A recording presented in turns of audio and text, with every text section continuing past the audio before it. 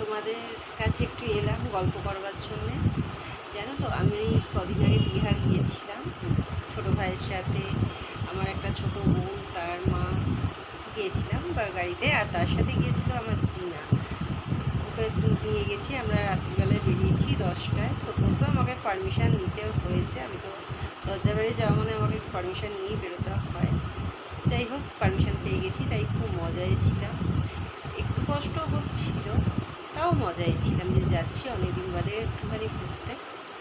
এবার সব থেকে হচ্ছে আমার জিনা যাচ্ছে সেখানে, আর প্রচুর মজা করেছি। আর সব থেকে করেছি যেটা, চান করেছি। আমি সমুদ্র প্রচণ্ড ভালোবাসি, আর সমুদ্রে গেলে তো আমি পুরো বাচ্চা হয়ে যাই, পুরো বয়সটা নিজে ভুলেই যাই যে আমার বয়সটা। এবার এত অবধি জলেতে নেমেছি, নেমে প্রচুর চান করেছি, সেই কারণে পুরো কালো গেছে। আমাকে বলছে, মানে তুই কালো হয়ে যাবি কিন্তু মুখে কিছু ইয়ে করা। আমাকে অনেকবার বলছে, মুখে হাতে পায়ে প্রচুর সানস্ক্রিন মেখেছি যাতে কালো না হয়, কিন্তু তাতেও হয়নি, পুরো কালো হয়ে গিয়েছি।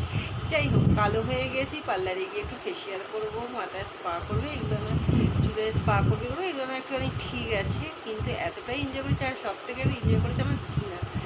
এখন বাড়িতে এসে আমি যখনই, এমনি তো বাড়িতে যেমন থাকে সবাই, আমি সেরকমই থাকি। এবার যেই একটু জামা পরছি কোথাও বেরোনোর জন্যে, ব্যাস ও ভাবছে আমি মনে হয় ওকে নিয়ে বেরোবো আবার গাড়িতে করে। সাথে সাথে উঠে পড়েই বেল্টের দিকে তাকাচ্ছে, আর মন খারাপ হয়ে শুয়ে পড়ছে। আর আমি ওকে কেন নিয়ে বেরোই না, বাইরের রাস্তার অনেক কুকুর আছে, এবার অনেক রকমের ওরা সামনে চলে আসে, আসে, আমার একটু প্রবলেম হয়। কোথা থেকে কী আবার হাওয়া, মানে রোগ টোগ হবে, হবে, নিয়ে বেরোই না। ছাদেতেই নিয়ে যাওয়া হয়, তবু এখন তো বেরোনো হচ্ছে নাই একেবারে।